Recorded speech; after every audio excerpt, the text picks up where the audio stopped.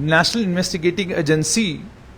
जम्मू कश्मीर में अलग अलग जगहों पर रेड्स कर रही है। कल भी नेशनल इन्वेस्टिगेटिंग एजेंसी ने 16 लोकेशंस पर रेड की, लेकिन जिन 16 जगहों पर रेड हुई है उसमें सबसे गंभीर बात यह है कि 2 सरकारी टीचर हैं, एक कॉलेज के प्रोफेसर हैं जो दरहाल राजौरी के रहने वाले हैं, 2 घर हैं एक सरकारी टीचर के किश्तवाड़ में, और उसके अलावा घर और दुकान है एक यूपी के लड़के की जो पुंछ के शहर में सैलून चला रहा है। ये बहुत इंटरेस्टिंग है कि किश्तवाड़ का एक गवर्नमेंट टीचर, उसके 2 घर, राजौरी का एक कॉलेज प्रोफेसर, और उसके बाद एक दुकान के ऊपर हेयर स्टाइलिस्ट के तौर पर काम करने वाला एक आदमी, इनके यहां रेड हुई है। इसका मतलब नेशनल इन्वेस्टिगेटिंग एजेंसी अच्छे खासे तरीके से तमाम प्रोफाइल्स को स्कैन कर रही है। उसके बाद जब अच्छी खासी जानकारी एनआईए के पास जुटती है, उस जानकारी के जुटने के बाद एनआईए कार्रवाई करना शुरू करती है। और जो लोग आपको और मुझे बिल्कुल साधारण से लगते हैं और जिन्हें देखकर यह लगता है कि ये आतंकवाद के या अलगाववाद के समर्थक तो हो ही नहीं सकते, इनका लेना देना उससे क्या है, अचानक जब नेशनल इन्वेस्टिगेटिंग एजेंसी उनके घर पर जाकर रेड करती है तो आप भी थोड़ा सोचने पर मजबूर हो जाते हैं कि आखिरकार यह आतंक का नेटवर्क कौन सा रूप जम्मू कश्मीर में ले रहा है। राजौरी और पुंछ के इलाके में आप जानते हैं 26 जवानों की शहादत हो चुकी है, 9 आम नागरिकों की शहादत हुई है। कौन लोग हैं इसके पीछे, कौन आतंकवादियों का समर्थन कर रहे हैं, कौन आतंकियों की यहां खाना पहुंचा रहे हैं, कौन ये सारी चीजें कर रहे हैं, ये एक बड़ा सवाल है जिस बड़े सवाल के तमाम लोग जवाब ढूंढ रहे हैं। जम्मू की डिवीजन की अगर कल की बात की जाए तो एनआईए ने कॉलेज प्रोफेसर के घर पर छापेमारी की, और छापेमारी करने के बाद वहां से क्या कुछ एनआईए को मिला है उसकी जानकारी तो एनआईए ने नहीं दी, लेकिन आने वाले कुछ दिनों में वो जानकारी भी सामने आ जाएगी। अब यह भी कहा गया है कि ये जो जितने भी लोगों के घर पर रेड हुई है, ये या तो रेजिस्टेंस फ्रंट के साथ जुड़े हुए हैं, या United liberation front Jammu Kashmir के साथ जुड़े हुए हैं,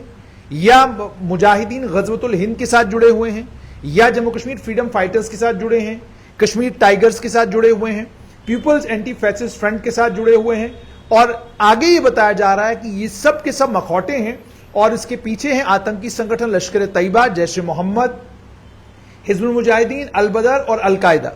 जहां तक जम्मू डिवीजन का ताल्लुक है, एनआईए ने प्रोफेसर तासीम मलिक हैं दरहाल के रहने वाले, उनके यहां रेड किया। दरहाल राजौरी के रहने वाले नसीम मलिक के यहां पर रेड हुआ है। वो पोस्ट पीजी कॉलेज राजौरी में इस समय पोस्टेड हैं। यह बताया जा रहा है कि एनआईए की टीम वहां पर एक मोबाइल एप्लीकेशन की तलाश में थी, जो मोबाइल एप्लीकेशन उनकी जानकारी के मुताबिक इस प्रोफेसर के मोबाइल फोन में इंस्टॉल्ड थी। उस समय जिस समय एनआईए ने रेड की तो कॉलेज प्रोफेसर घर पर नहीं थे और उन्हें कहा गया है कि वो फौरन जम्मू में जो एनआईए का दफ्तर है वहां पर हाजिर हो।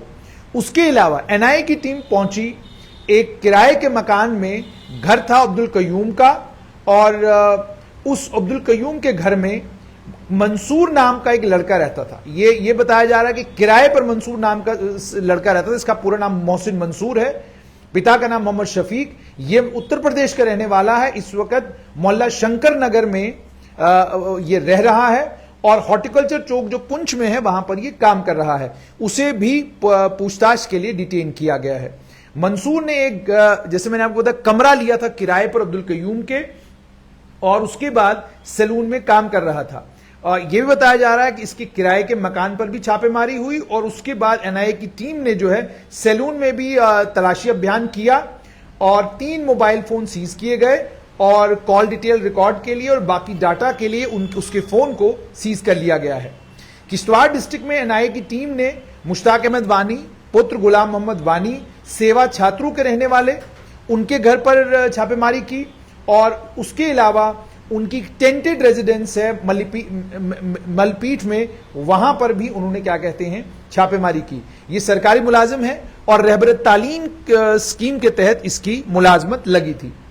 इसी तरीके से कुलगाम में एनआईए ने रऊफ शेख, जो साले थे टीआरएफ के पूर्व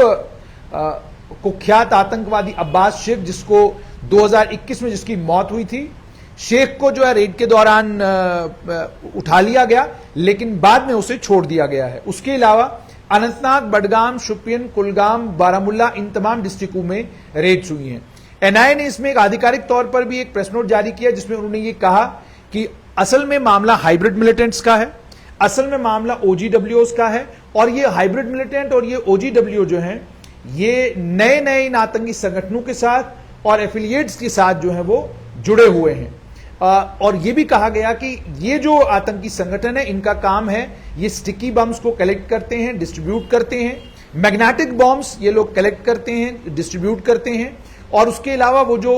फूल के अंदर जो होता है उसे भी ये लोग कलेक्ट करते हैं, मतलब फ्लावर बॉम्ब्स जो हैं वो भी ये कलेक्ट और डिस्ट्रीब्यूट करते हैं। और कहा गया कि इनका काम है कलेक्ट करना, आईईडी को डिस्ट्रीब्यूट करना, कैश डिस्ट्रीब्यूट करना, ड्रग्स डिस्ट्रीब्यूट करना और छोटे छोटे हथियार डिस्ट्रीब्यूट करना। उसके अलावा आतंकवादी